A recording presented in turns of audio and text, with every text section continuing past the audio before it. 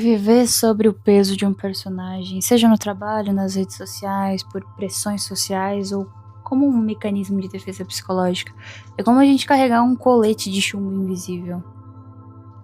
A psicologia estuda isso de perto e muitas vezes é associada ao conceito de masking ou até da persona de Jung. Vocês vão ver esses conceitos por aí. Só que os custos de manter essa performance é incrivelmente alto. No episódio de hoje a gente vai destrinchar sobre a exaustão da vigilância ininterrupta, o custo psicológico de manter esses personagens. Eu sou a Amanda e você está ouvindo o podcast criado para ser um espaço dedicado à nossa individuação e para desbravar um pouquinho das sombras. Esse projeto é uma produção do Núcleo de Luz e todos os conteúdos aqui são desenvolvidos por eu, Amanda Matos. Eu sou psicanalista e uma eterna fascinada pelas pulsões que regem o comportamento humano. O cérebro humano, ele adora economizar energia. Até antes de eu começar a gravar esse episódio, eu estava fazendo umas anotações de alguns insights que eu tive e tal, e lembrei de um estudo de que o nosso cérebro, ele não consegue, o nosso inconsciente, na verdade, ele não consegue discernir a questão de tempo, né, do calendário, assim, ele não consegue entender que uma situação que foi traumática na nossa vida aconteceu há 20 anos atrás. Sempre que essa situação aparece com novas formas, novas máscaras, ele vai reagir com o mesmo mecanismo de defesa que ele aprendeu, mesmo que tenha sido há 20 anos atrás, mas enfim. E muitas vezes, quando nós somos autênticos, a gente opera num tipo de piloto automático saudável, onde as nossas reações, elas fluem naturalmente. Só que manter um personagem exige o oposto disso. Exige... E é uma parada que eu passei por muito tempo, assim, que é a hipervigilância constante. É como se a gente carregasse o peso da autocensura. Cada palavra, ela precisa ser pesada antes de ser dita. O tom de voz precisa ser modulado, a postura corporal precisa ser calculada e até as expressões faciais microgerenciadas. Junto dessa hipervigilância, a gente tem o controle, né? Só de você refletir sobre essas coisas que eu falei há pouco, você entende controle, no final das contas. Porque a pessoa calcular as expressões faciais micro-gerenciadas. Olha o tamanho da hipervigilância que esse ser humano acaba tendo. E isso acaba causando uma sobrecarga no sistema executivo. Psicologicamente, isso significa que o nosso córtex pré-frontal, o nosso CPF, ele está trabalhando em capacidade máxima o tempo todo, funcionando como um diretor de cinema severo que edita o filme em tempo real. E junto disso também vem o esgotamento da bateria mental. Porque imagine você deixar dezenas de aplicativos pesados rodando em segundo plano no seu celular. A bateria vai acabar sem nem chegar à metade do dia. E com a mente acontece exatamente a mesma coisa. A gente se esgota não pelo que a gente faz, mas pelo esforço de esconder quem a gente é, sabe?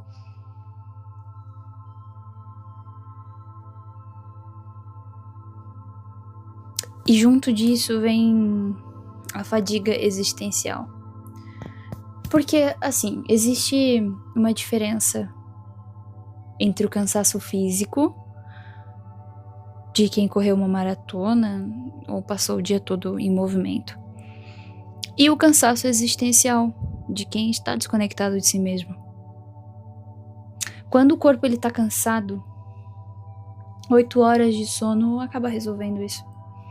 Mas quando a alma ela está exausta de performar, o sono é apenas um hiato e não um descanso.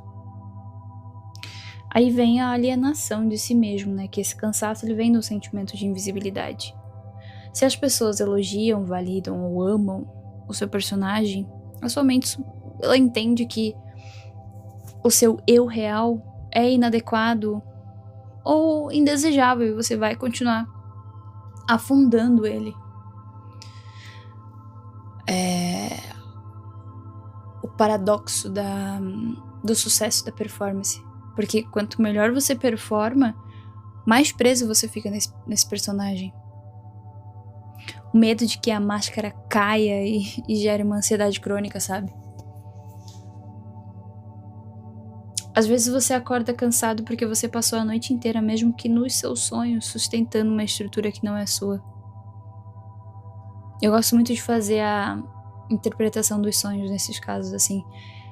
Eu adoro sonhar, porque eu consigo entender várias outras simbologias, assim.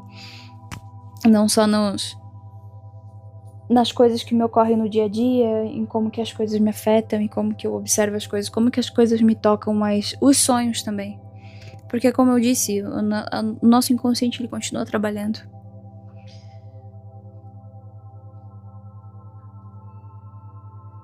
A espontaneidade, ela exige um elemento fundamental. Ela exige uma segurança psicológica.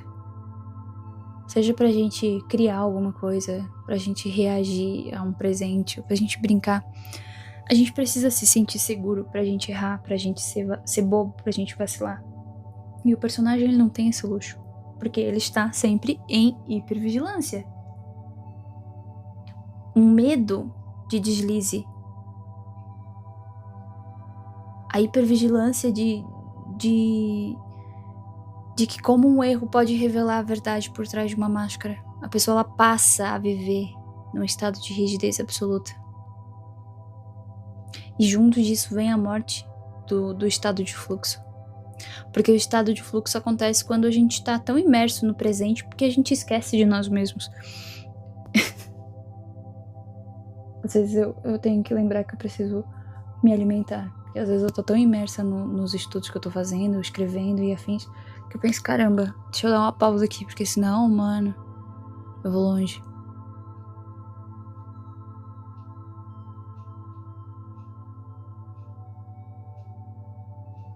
Tem o bloqueio da criatividade e do afeto também. Porque sem a espontaneidade, as interações elas se tornam transacionais e até mesmo ensaiadas. A capacidade de se relacionar genuinamente ou de criar alguma coisa original, ela acaba sendo sufocada, porque a criatividade nasce do caos. A criatividade nasce do inesperado. E são duas coisas que o personagem ele detesta e ele tenta controlar a todo custo. E manter esse personagem, em última análise, a gente manter, né, esse mecanismo de sobrevivência que cobra um imposto caro demais, que é a nossa própria identidade, é a autenticidade. O antídoto para isso tudo não é o descanso passivo, mas a gente encontrar espaços e relações seguras onde a máscara possa ser deixada de lado, permitindo que o eu real finalmente respire. Quando a gente deixa de olhar para esse personagem e a gente para de olhar como se ele fosse um mero problema de comportamento e a gente passa a encarar ele sob a ótica dessas forças psíquicas e simbólicas, vem como se a erosão da autoestima real ela se revelasse. E ela não se revela como uma fraqueza, mas ela acaba sendo uma consequência estrutural lógica. Porque é aí que tá um outro ponto também, que é o paradoxo do elogio, né? No ruído dessa embalagem vazia, porque existe um abismo muito sutil entre a gente ser visto e a gente ser apenas admirado. O elogio, e isso eu trago até nas criações de conteúdo que eu acabo fazendo. O elogio, quando ele é direcionado à aparência física ou para inteligência, ele acaba operando como um ruído de fundo descartável, sabe? Porque ele não engaja, ele não toca o objeto real. E é como se fosse um espelho invertido, porque na dinâmica do espelho, o elogio à inteligência ou à estética alimenta só uma imagem, alimenta só a casca.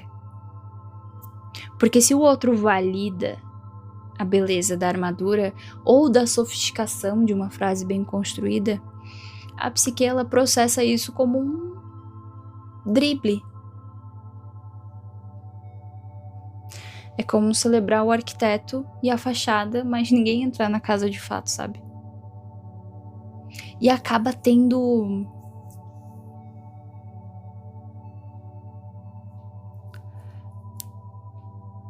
uma fome do tema em si. Como assim? Quando o que realmente importa é a coisa em si, é a crueza do conceito, é a verdade oculta, o processo psíquico, a mecânica oculta ela fica invisível, porque o elogio pessoal ele soa quase como uma distração infantil, sabe?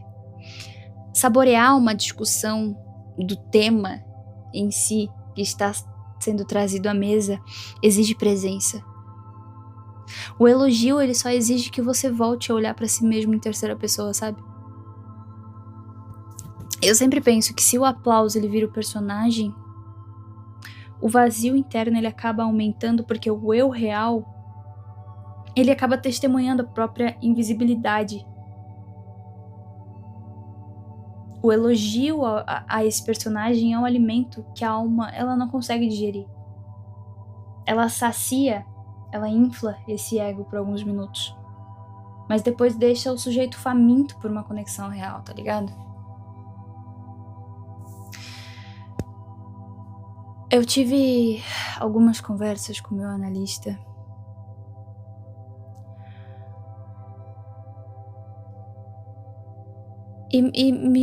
Eu tive algumas constatações um tanto quanto incômodas sobre a questão dessa performance bem-sucedida, onde ela cria esse contrato inconsciente, um tanto quanto perverso com o ambiente. Porque daí a gente fala da clivagem psíquica. Pensa comigo, se a aceitação, o respeito ou a audiência só vem quando o pensamento ele tá perfeitamente lapidado, ele tá empacotado, ele tá performado dentro de um padrão esperado, a conclusão óbvia do inconsciente é o exílio da sua matéria-prima mais rica, que é o caos, que é a dúvida, o erro, o rascunho.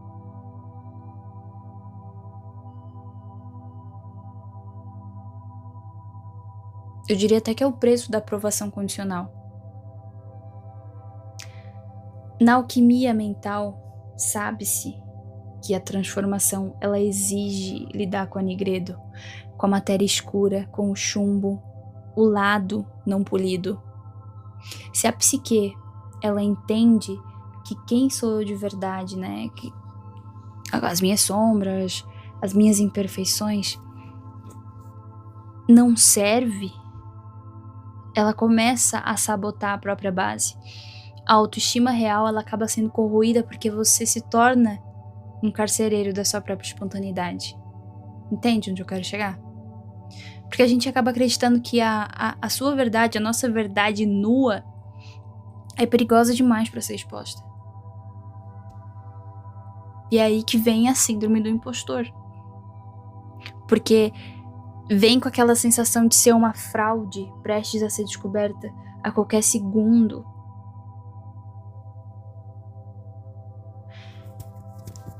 E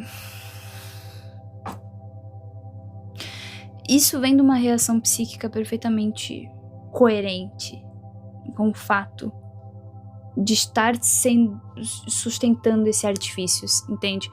Porque o personagem, ele acaba servindo como um artefato. Se há uma separação clara entre o fluxo genuíno de ser a persona que entrega o conteúdo, o sentimento de impostura é real. Porque é preciso ser reconhecido como tal.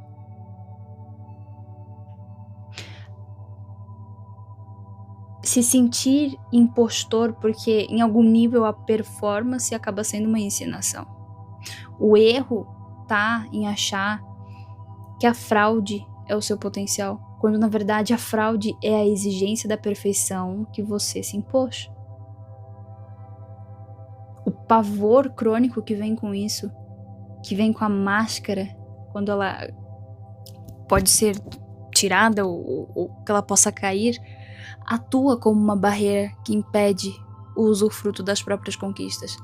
Cada vitória alcançada pelo personagem não se traduz em segurança, mas em aumento da aposta. O peso de manter esse padrão de construção de pensamento, ele só vai crescendo. Ele vai se transformando no que deveria ser expressão criativa em compartilhamento e alimentando esse tribunal ininterrupto. Quando a gente desloca o foco da vaidade na imagem para a potência da discussão, a gente começa a privar o personagem do oxigênio dele.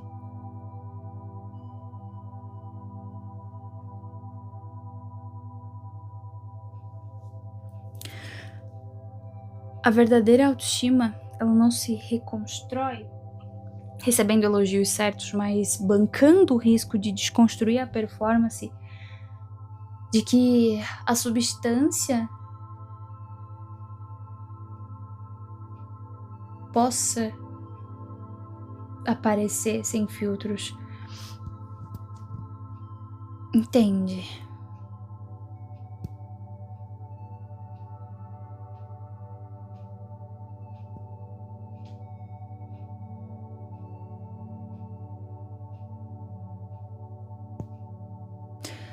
E acaba que vem esse estrangulamento existencial. O momento em que a criatura acaba consumindo o criador. Porque a máscara, ela não serve mais para proteger o rosto, mas ela acabou se fundindo a pele. Aí vem o distanciamento dos afetos, da armadura que vira prisão. Porque acaba se construindo um personagem com uma barreira defensiva contra a dor, contra a rejeição, contra o desamparo. E o problema estrutural é que o mecanismo de defesa não tem discernimento. Uma represa construída para manter a lama também impede da água limpa correr, entende? Não é possível silenciar seletivamente o espectro emocional. Quando a gente treina a psique para não reagir à dor, para não reagir à vulnerabilidade, ao erro, só para salvar esse personagem, a capacidade de sentir a alegria, de sentir o entusiasmo, o pertencimento, ele acaba morrendo por tabela.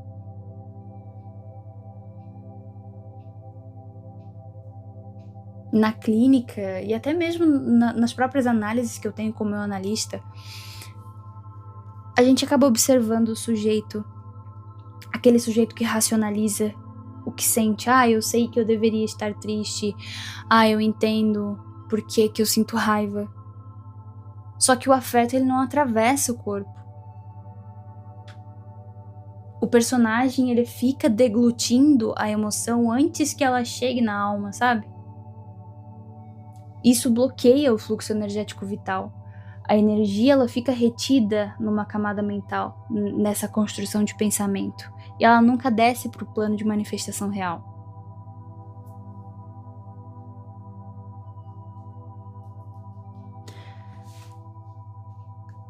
Ao se tratar de intuição, eu não gosto de trazer ela como um conceito abstrato, um conceito místico. Eu gosto de pensar que ela é o sussurro do self.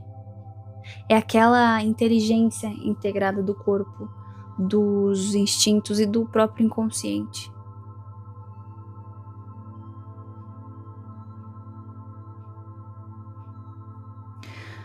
Se a gente passa anos performando o que o personagem deveria querer, seja o sucesso intelectual, uma estética específica ou até a validação do outro, o desejo genuíno ele entra em atrofia. Você começa a perseguir fantasmas. E quando a mente mente, o corpo ele acaba entregando o jogo, porque a alma ela não tem permissão para dizer que ela não quer mais. Aí o inconsciente ele sabota através dos sintomas, seja uma crise de ansiedade, o travamento, o adoecimento.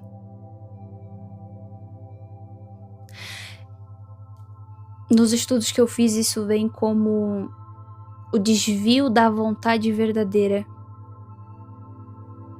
Porque se a gente gasta essa força vital sustentando uma egrégora pessoal falsa, sabe? Enquanto essa nossa verdadeira vocação interna, ela acaba passando fome no porão dessa psique, porque ela vai sendo enterrada. E a gente acaba vendo o eu como um estranho, sendo o espectador da própria vida. E esse é o ápice da dissociação, território da despersonalização, né? O existencialismo de Sartre, principalmente, ele traz isso como uma fé, onde o sujeito ele joga o papel de garçom, digamos assim, de uma forma tão absoluta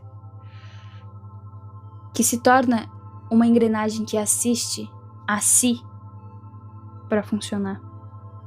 O sujeito ele acaba relatando a própria vida como quem faz uma resenha de um filme ou até uma análise clínica de um paciente de fora. Tipo, a Amanda fez isso. O personagem reagiu assim, sabe? Acaba se criando um abismo entre o actante e o observador.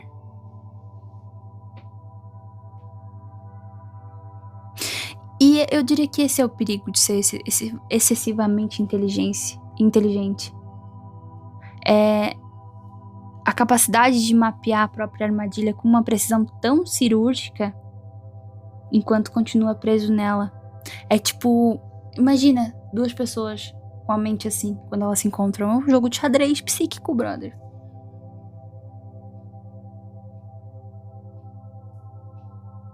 Imagina, você tá cercado de pessoas, você tá recebendo elogios pela sua casca, mas o sentimento é um isolamento estratosférico.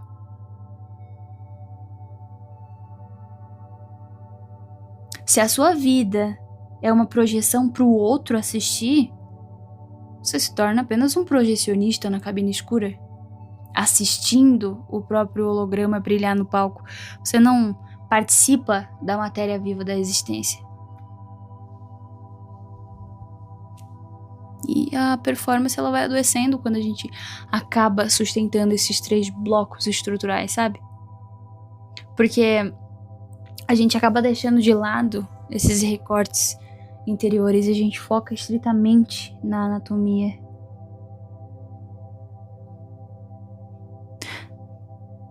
De quando se trata da manifestação no corpo, porque aí a gente vai falar da somatização da máscara, porque o corpo ele denuncia.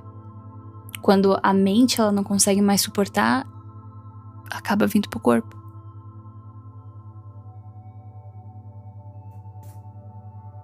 Acaba transbordando.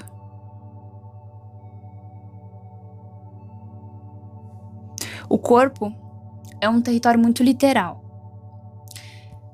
O corpo ele não entende metáforas abstratas. Para o organismo, o esforço contínuo de conter uma reação genuína, de engolir uma palavra e até de modular uma postura, acaba sendo interpretado como um estresse físico real.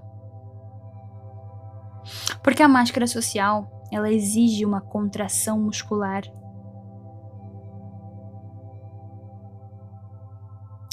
A necessidade de manter essa guarda alta.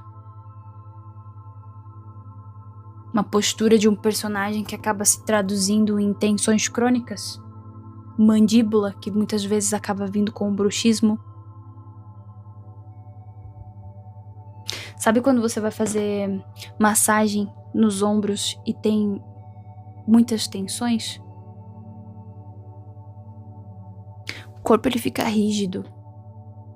Ele fica blindado contra o ambiente. Eu acho muito interessante porque eu venho notando isso até mesmo em mim. Muitas vezes quando a gente acaba não falando das coisas que a gente sente, não falando e não sendo coerente conosco, acontecem manifestações na área, que nem eu falei ali do bruxismo, na mandíbula, na garganta. Então é importante observar essas manifestações. O sistema digestivo ele é extremamente sensível aos estados de alerta. A energia que deveria ser usada na digestão, ela acaba sendo desviada para a manutenção da vigilância. Aí gera quadros de gastrite, de refluxo, do cólon irritável. O estômago e o intestino, eles rejeitam a indigestão de uma vida inautêntica. Eu posso até fazer um episódio só sobre a psicossomática. Eu acho um assunto muito interessante, cara. Porque o nosso corpo, ele fala o tempo todo. E às vezes as coisas estão tão no inconsciente que acaba se manifestando. É um cansaço assim mesmo, sabe? A insônia. Sempre bato muito nessa tecla, às vezes, com alguns atendimentos que eu acabo tendo. Porque a insônia, ela traz o alerta. O sono em si, ele exige uma entrega, né? Ele exige uma passividade. Ele exige o desarmamento total desse controle. Quem vive performando algo não consegue desligar o painel de controle central. E performando, quando eu digo isso, cara, aí a gente entra até numa questão arquetípica que eu posso aprofundar em outro momento, sabe? Não necessariamente a performance na palavra propriamente dita, mas o arquétipo do herói, o arquétipo... Vários arquétipos tem aí, cara. Eu não quero aprofundar muito, porque senão daqui a pouco eu começo a falar sobre e eu vou muito longe. Eu não quero que esse episódio chegue a 1 hora de novo. Mas enfim, estávamos falando sobre a insônia, né? A insônia geralmente ela surge porque o nosso cérebro ele entende que baixar a guarda pode ser perigoso. E a insônia ela mantém o sujeito vigilante, mesmo que seja no escuro. E os vícios, né? Porque ninguém consegue carregar um fardo pesado por tempo indeterminado sem buscar um ponto de apoio, mesmo que seja disfuncional. Eu fiz um vídeo no YouTube falando que o vício é uma linguagem. Vícios de compensação, eles funcionam como amortecedores de impacto para uma psique que está operando no limite do estresse. Anestesia rápida, como as telas, a substância, né, seja ela álcool, nicotina, cafeína, compras por impulso, jogos de azar, comer em excesso. Acaba que não são buscas pelo prazer real, mas um alívio anestésico. Uma necessidade urgente de dopamina barata para compensar o deserto da satisfação genuína de um personagem.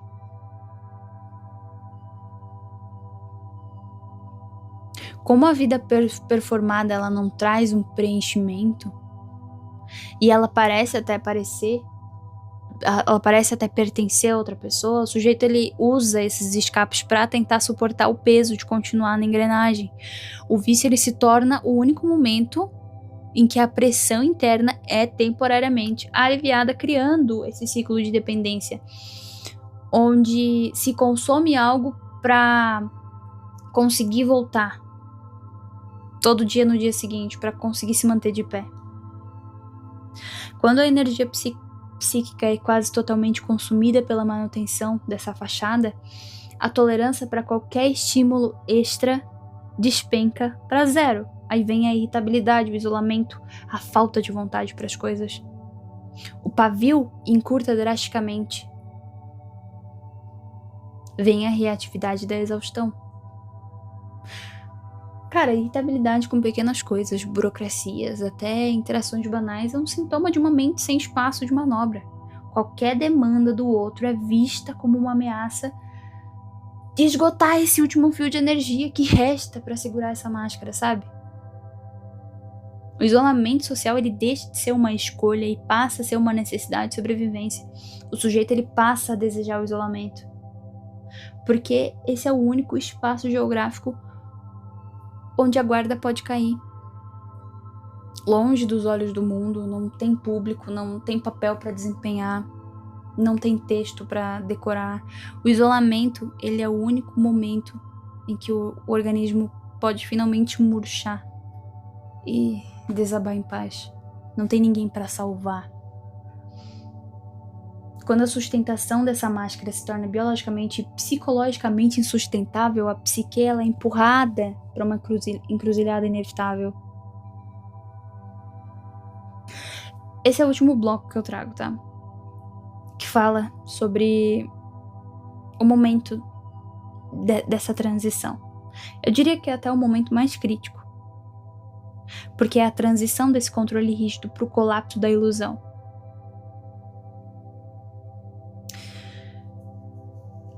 A maior barreira para abandonar um personagem não é a falta de vontade, mas é o cálculo inconsciente do estrago que isso vai causar ao redor.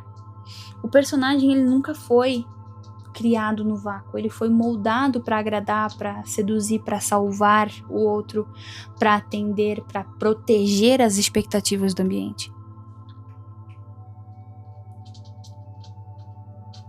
E existe um pavor legítimo de que, se você parar de performar o papel em que as pessoas aprenderam a amar, o forte, o genial, o prestativo, esses vínculos simplesmente vão desaparecer.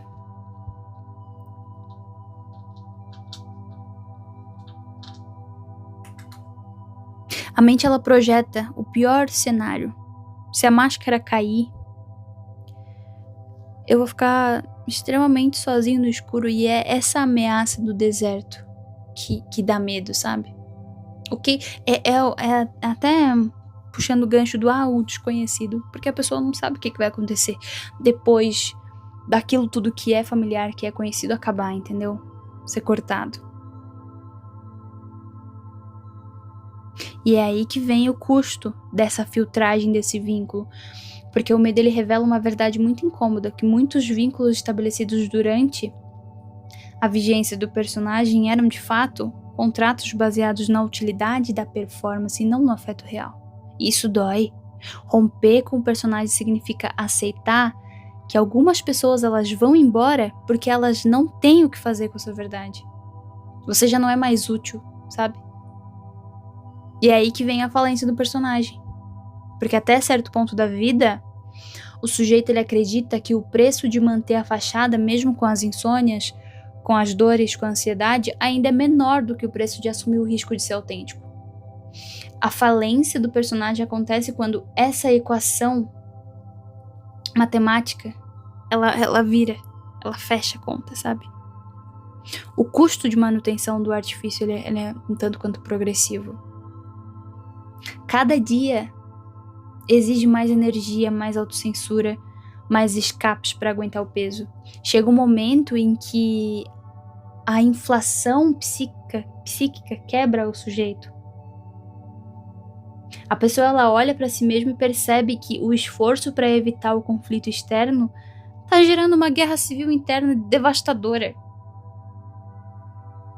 E é aí que a ficha cai, porque manter a farsa se tornou muito perigoso, se tornou doloroso e caro para a saúde mental e física de qualquer consequência que a verdade possa trazer. É o decreto de falência. Os recursos energéticos acabaram. A performance quebrou. Aí vem a libertação pelo esgotamento, o caos como salvação. Lembre-se, o caos antecede a ordem. A libertação não vai vir por um insight pacífico, mas ela vai vir pelo colapso total da capacidade de você continuar fingindo. Quando o corpo e a mente elas atingem esse limite absoluto de saturação, o medo do julgamento alheio simplesmente evapora por falta de energia de sustentá-lo. O sujeito ele fica cansado para ter medo. E é nesse estágio que a segurança da encenação passa a ser vista como uma sentença de morte em vida. A pessoa ela escolhe o caos da autenticidade, o risco de desagradar, de falar não, de quebrar expectativas, de chorar, de falhar. Porque qualquer realidade caótica, desde que seja verdadeira, é infinitamente mais respirável do que o purgatório de manter isso tudo. O esgotamento é, ironicamente, como um bisturi que corta essas cordas desse fantoche. Eu poderia falar muito sobre isso, cara.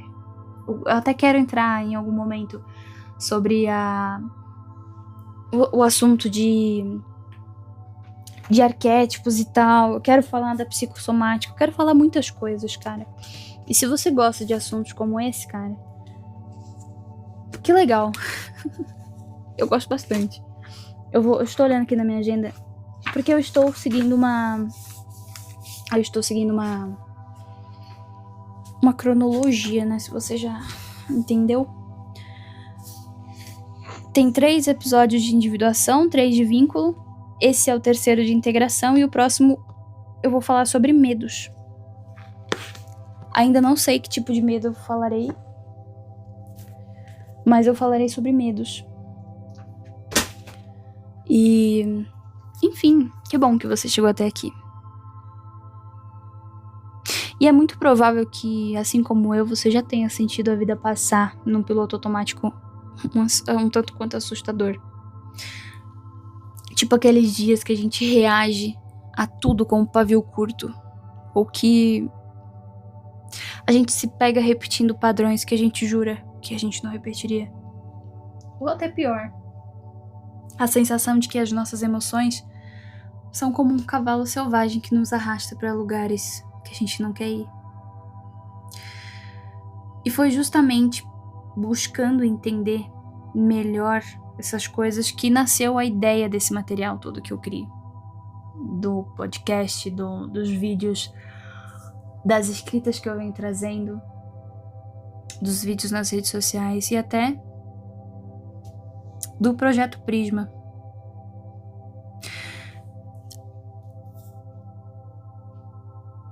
Não se trata, nunca se tratou de ser um manual de instruções com promessa de felicidade eterna e nem de um atalho mágico.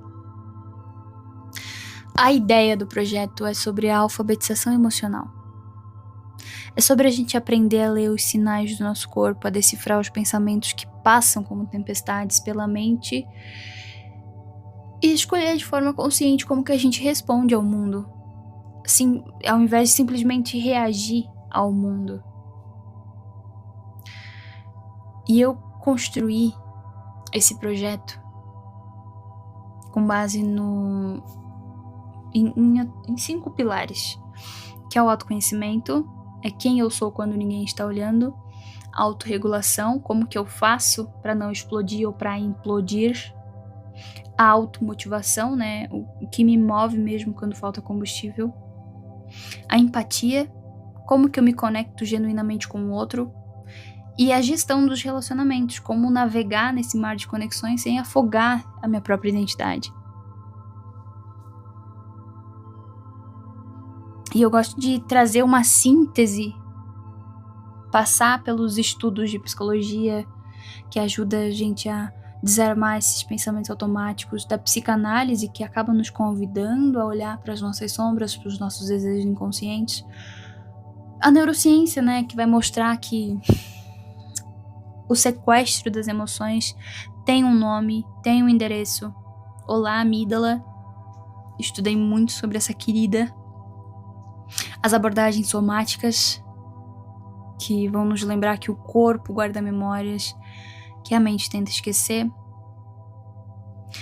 E trazer um pouco da fonte da filosofia, da fenomenologia, pra gente aprender a separar o que é nosso e o que é do mundo, e simplesmente observar a vida como ela se apresenta.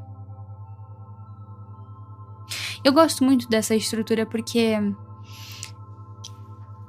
eu sinto que ela me dá um mapa detalhado de um território que até então era desconhecido e assustador, sabe? Eu construí esse projeto para que ele tenha ferramentas, porque eu utilizo ele nas abordagens clínicas que eu faço, na metodologia em si, né? Porque é uma parada que transforma completamente a qualidade de vida. Tem exercícios, tem conceitos. E eu tô falando de reduzir a ansiedade, amenizar os vícios que nos roubam a energia, melhorar a comunicação com quem a gente ama e principalmente construir uma relação de paz com a pessoa que você vê no espelho todo dia. Só que esse material, ele é um caderno de exercícios. Mas ele não vai substituir uma figura para que você consiga ver com clareza no espelho. E eu sempre digo, se você está passando por um momento de sofrimento intenso, se você está lidando com traumas profundos, transtornos, patologias, o caminho mais acolhedor é você buscar o acompanhamento psicológico, seja com um psicólogo ou com um psicanalista.